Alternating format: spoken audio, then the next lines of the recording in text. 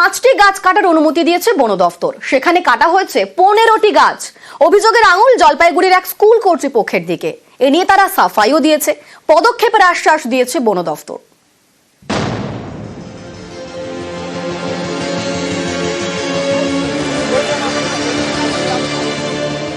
স্কুলের জমিতে বড় বড় গাছ, সেই সব গাছ কেটে সাফ।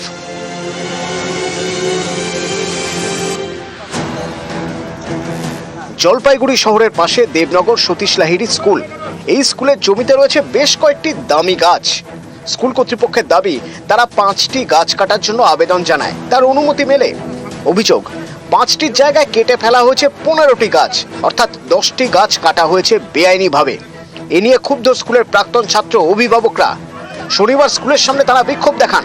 স্কুল কর্তৃপক্ষের বিরুদ্ধে জলপাইগুড়ি থানায় অভিযোগও জানান। এই স্কুলটা জলপাইগুড়ির একটা নামকরা প্রতিষ্ঠান ছিল। এখান থেকে প্রচুর কৃতি ছাত্র এখান থেকে বেরিয়ে আজকে সারা পৃথিবীতে প্রতিষ্ঠিত তারা। কিন্তু এই স্কুলটার আজকে হাল দেখে আমাদেরই খারাপ লাগে। আমরা প্রাক্তন ছাত্র হিসাবে ডেভেলপমেন্টের দিকে কোনো নজর নেই এই মাস্টারমশাইয়ের বা এই স্কুলের। আমরা চাই প্রশাসন এর সঠিক তদন্ত করুক এবং যারা এটা করেছে সঠিক শাস্তি চাই আমরা।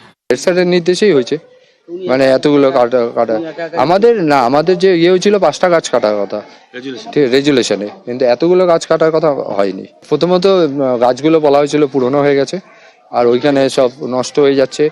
বাচ্চা কাচ্চা খেললে তাদের অসুবিধা হবে বা পড়ে আঘাতপ্রাপ্ত হতে পারে, সাইকেল স্ট্যান্ড ভেঙে যাচ্ছে, ওয়ালের ক্ষতি হতে পারে। এইগুলো বলে সর্বসম্মতিক্রমে এই 5টা গাছ কাটার হয়েছিল।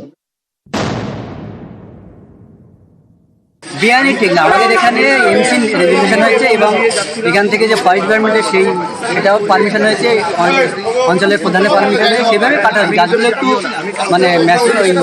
ভিতরে ভিতরে পোকা ধরে নষ্ট হয়েছে, ভেঙে ভেঙে পড়ছে, ওই জন্য কাটা হচ্ছে। স্কুলের গাছ কেটে সাফ। অভিযোগ পেয়ে ঘটনাস্থলে যায় বন দপ্তর, বেআইনিভাবে কাটা গাছ বাজেয়াপ্ত করে।